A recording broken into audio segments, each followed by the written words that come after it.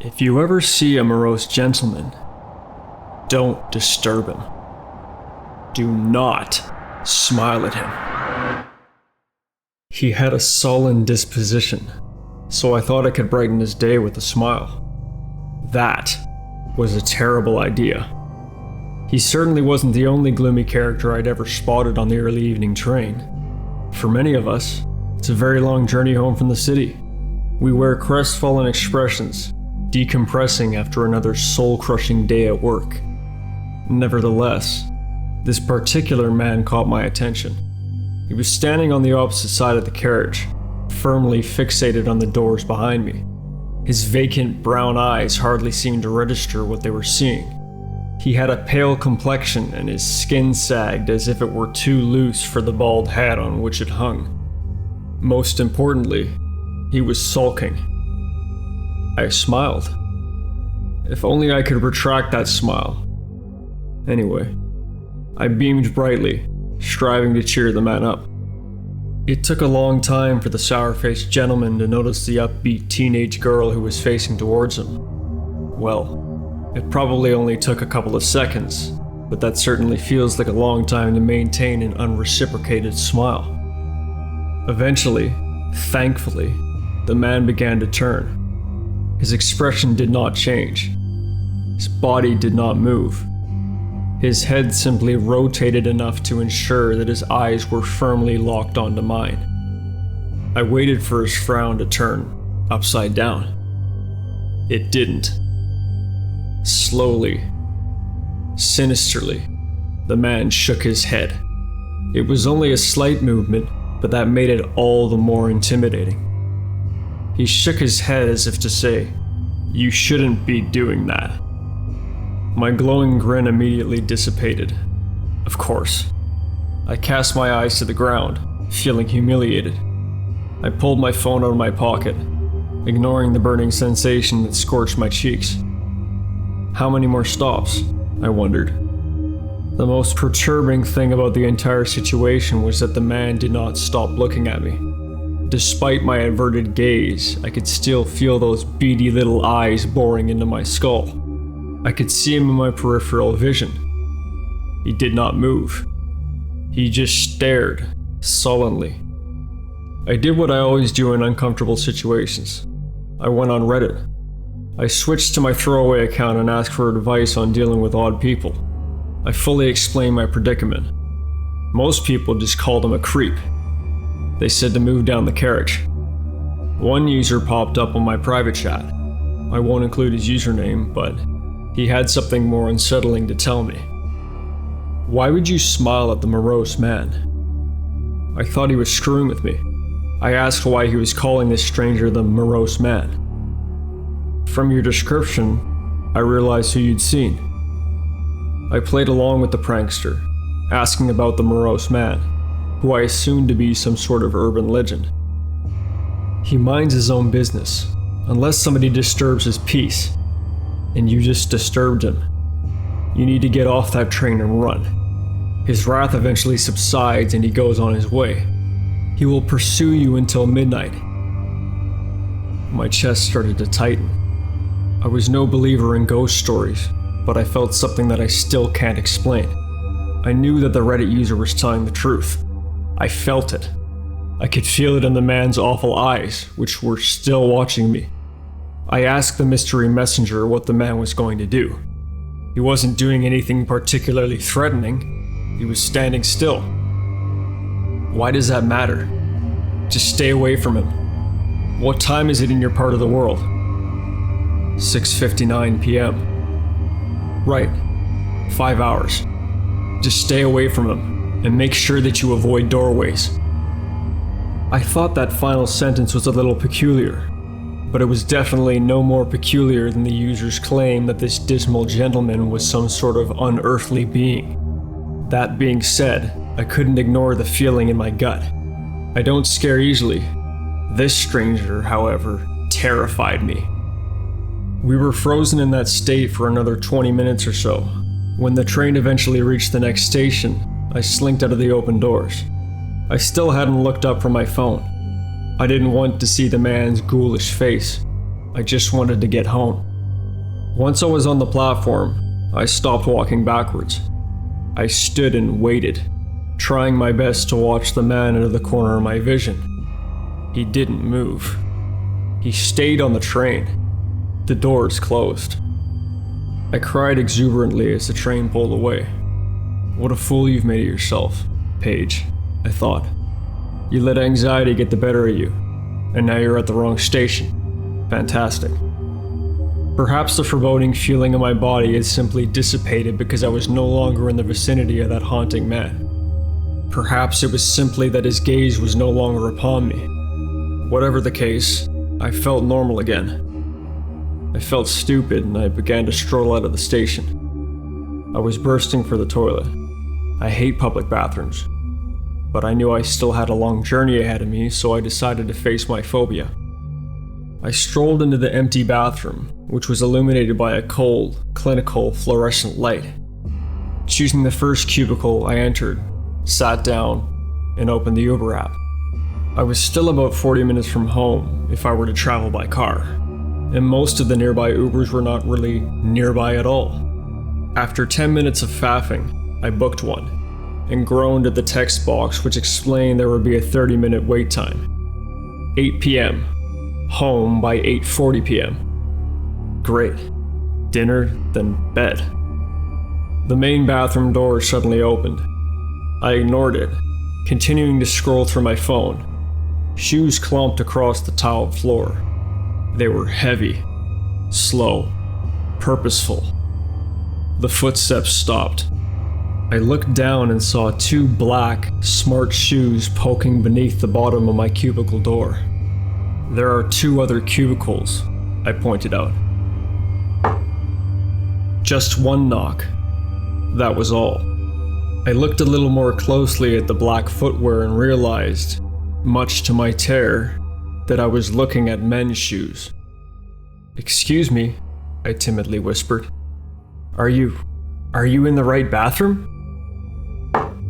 "Just fuck off," I screamed. I hoped somebody would come. Somebody had to come. An awful feeling overcame me. Without fully accepting why I was doing it, I frantically opened my phone and messaged the Reddit user. "I don't think you need me to tell you who's on the other side of that door." I asked my anonymous savior what I should do. "Don't open the door. I told you to stay away from doorways. Just wait for somebody else to come into the bathroom. Remember, the morose man doesn't like to be disturbed. If somebody enters, he should leave." So I waited, and waited. I waited until the Uber came and left. Then, something dawned on me. I could wait in the cubicle until morning, surely. No such luck, according to my online guru. Closer to midnight, his patience wears thin. For now, he's polite. Soon, he won't be polite. You should pray that somebody enters and interrupts him. I looked at the time on my phone, 8:37 p.m. Then, I looked at the bottom of the cubicle door.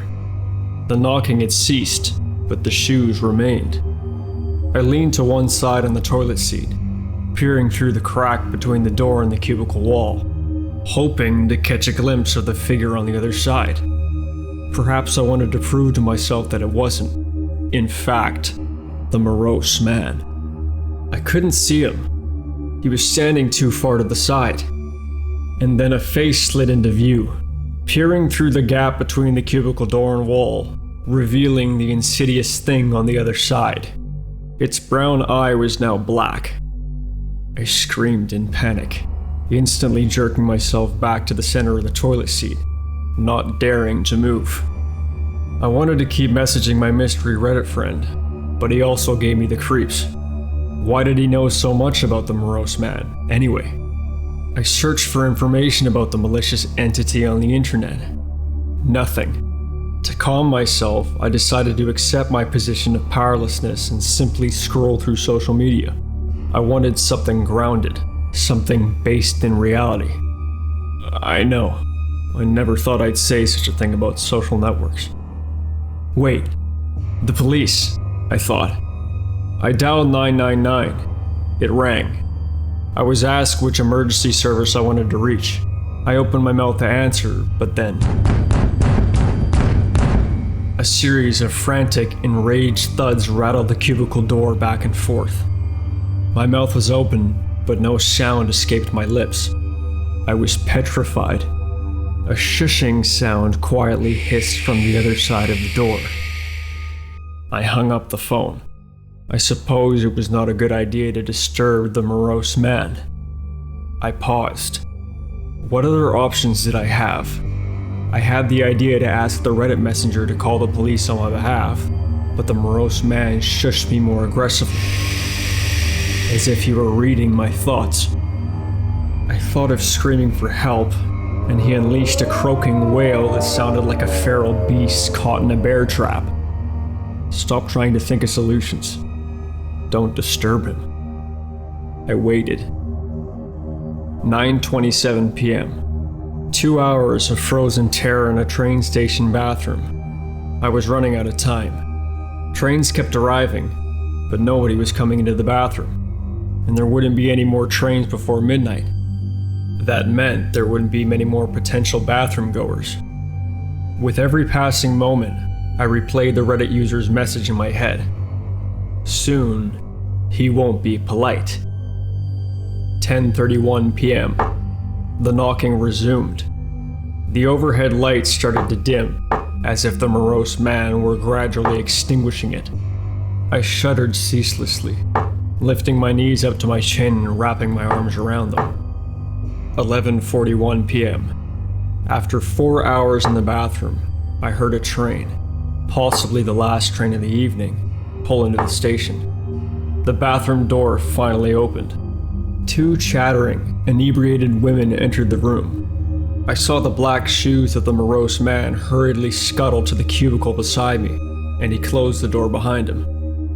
I hate having to touch gross toilet door handles after washing my hands, one of the girls said. I'm gonna wedge this door open with my shoe. Chantel, I don't want to fucking talk about bathroom doors. You're such a bitch, one of the girls said. Did you just see that man, Tara? Chantel asked. Don't change the subject, Tara spat. You know that guy in the club saw me first and... Tara stopped mid-sentence as she saw me hurtle from my cubicle like a deranged animal, slipping on the tile floor. I sprinted for the exit. Are you alright, love? Tara drunkenly slurred. Please, I begged. Move out of the way, I need to get out of here. Hey, I told you there was a creepy man in here, Chantel said, marching past me. He's been harassing this poor girl, I bet. My heart sank as I turned to see Chantel strutting towards the cubicle door next to the one I just exited. She pounded furiously on the middle cubicle door. Don't do that, I pleaded. Remember, the morose man doesn't like to be disturbed. We've got you, Tara promised, patting my back. Chantel roared like a lioness and booted the cubicle door inwards with the one high-heeled shoe that she was still wearing. The door practically flew off its hinges, ricocheting off the cubicle wall. I held my breath, waiting for the man to charge at her. What the fuck? Chantel gasped. He's not in here.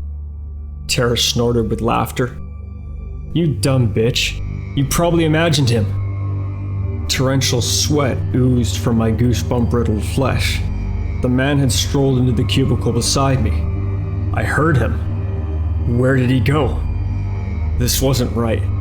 This was all horribly wrong. I started to back towards the exit, bumping into Tara, who was still blocking the doorway. Chantel frowned. No, I'm telling you, Tara. The girl trailed off, looking in my direction. Her complexion turned paler than that of the morose man. Her eyes widened, her jaw slacked, and her arms fell stiffly to her sides. She unleashed a primal scream of horror.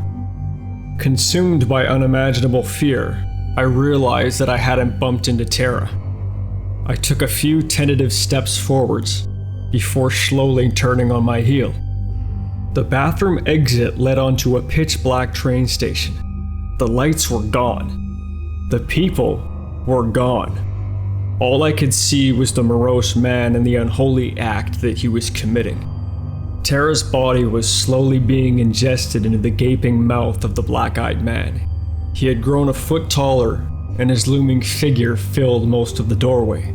His morose mouth had widened to squeeze Tara's still wriggling body inside. He used the now abnormally long fingers on his gnarled, ghoulish hands to hold the girl's ankles. He was forcing her head first into his nightmarish gullet. I chose flight. Chantel chose fight.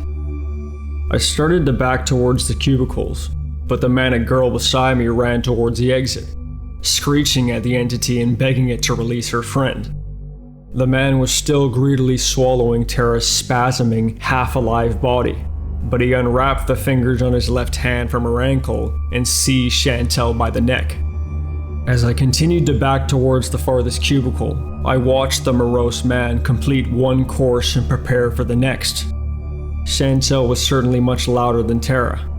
She unleashed a series of short, pained yelps, her cries muffled by the inside of the creature's body, as he slid her down his throat.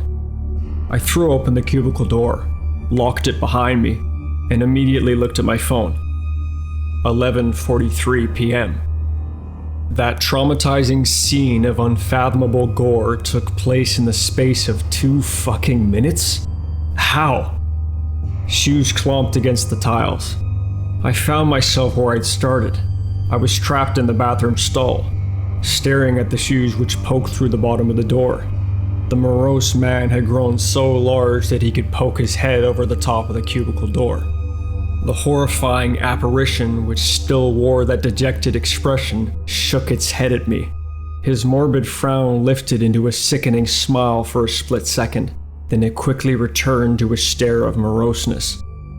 The man shook his head at me, much as he had on the train. He was reminding me of what I'd done wrong.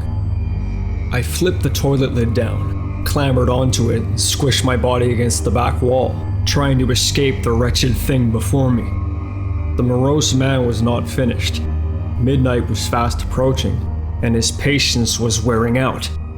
The elongated fingers on his 2 hands suddenly appeared, grasping the top of the cubicle door. He violently wobbled it in his hinges.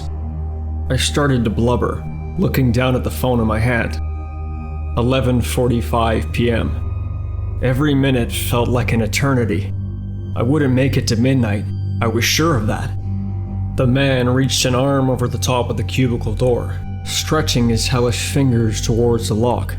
It fumbled clumsily, trying to slide the door open. I'm not going to stand here and wait to die. I turned to my right and started to pull myself over the wall of the cubicle beside me. At the moment I landed on the other side, I heard the lock slide across. The monster barreled into the cubicle I'd just exited. I knew I only had moments to spare, so I fled the middle cubicle and ran towards the bathroom exit. Welcoming the dark embrace at the train station, I didn't pause to look over my shoulder. I already knew that the morose man would be following me. He could find me anywhere. That was when I remembered what the Reddit user had repeatedly said. I told you to stay away from doorways. And no, I was an idiot. Well, I hadn't believed in the morose man. Not really. You can't blame me for going into the bathroom. I'd already put the fright on the train out of my head. I viewed it as a moment of anxiety. As I ran across the train platform, however, I could no longer deny it. I looked over my shoulder. The man was striding across the platform. Slowly and surely, he was striding towards me. But he was slow, and he wouldn't catch me. As long as I stay away from doorways, I can escape. I kept running. I ran until I reached the end of the platform. I realized I'd foolishly forgotten how to exit the train station. Fuck that, I thought. I don't want to go near doorways. Throwing caution to the wind with my life hanging in the balance, I jumped down from the platform onto the railway line. I followed the tree-lined train tracks, stealing a glance at my phone. 11:51 p.m. I glanced behind me. The morose man was in pursuit, but he seemed even taller now. Taller than any human. and he seemed faster, much faster. I had to get out of the open. I was too exposed. I darted to my right, entering the forest, and lit the way with my phone. No doors in the forest, and the trees were tightly grouped together, so the gargantuan man would have to shrink back to human size if he were to follow. It seemed like my best option. I weaved between trees, casting my torchlight before me, so as not to bump into anything. I didn't want to end up flat on my face. I didn't want to end up being the morose man's dessert. I heard that unearthly wail once more. It was terrifying enough to startle all the peaceful creatures in the forest. Birds flew from trees, and grounded animals rustled in bushes, fleeing the scene. I switched my phone off. No more light. I didn't really think it would make a difference. I had a feeling the man could still find me, even without a light. Even without a doorway. Just a few minutes, Paige. You just need to last a few minutes, I convinced myself. Except for the sound of my shoes crunching against leaves, the forest was completely silent. I could scarcely see the outlines of trees in the darkness. The canopy of leaves above me prevented any moonlight from illuminating my surroundings. I heard the booming snap of what sounded like a thick tree branch. The man was close. Very close. I wanted so desperately to check the time on my phone, but I tried to rely on my body clock. Every second felt like an hour, but I grounded myself. It must be at least 11:55 p.m., I thought. I crept forwards, failing at stealthily traversing the forest. Every step seemed to make noisy contact with leaves and twigs. I tried to quicken the pace. There was no use in concealing my location. He knew where to find me. I suddenly heard low breathing from a few yards behind me. Not daring to turn around, I screamed at the top of my lungs and sprinted ahead, roughly scraping my shoulder against the jagged bark of a tree. I grimaced, but adrenaline pushed me onwards. I fumbled for the phone in my pocket and used it as my flashlight once more. I also needed to know the time. I couldn't resist any longer. 11:59 p.m. Of course. I continued to swerve between trees, praying that I wouldn't trip, praying that I wouldn't bump into another tree. One more obstacle could be the death of me. 12 a.m. I couldn't believe it. I yelled victoriously, twisting around. My flashlight shone on the horrifying specter before me. The morose man was now the height of the trees around him, slinking his skeletal body between them, pursuing me. My heart thumped. Maybe the Reddit user lied. Maybe the morose man never stops. I closed my eyes and braced myself for death. I braced. Succumbing to a feeling of pure horror. I felt a brittle limb brush against my clothes. I opened my eyes to the man walking past me, brushing one of his spindly legs against my coat. I turned around, casting my light onto him, and I watched as the spider-like 10-foot-tall man vanished into the depths of the forest. If you ever see a morose gentleman, don't disturb him. Do not smile at him.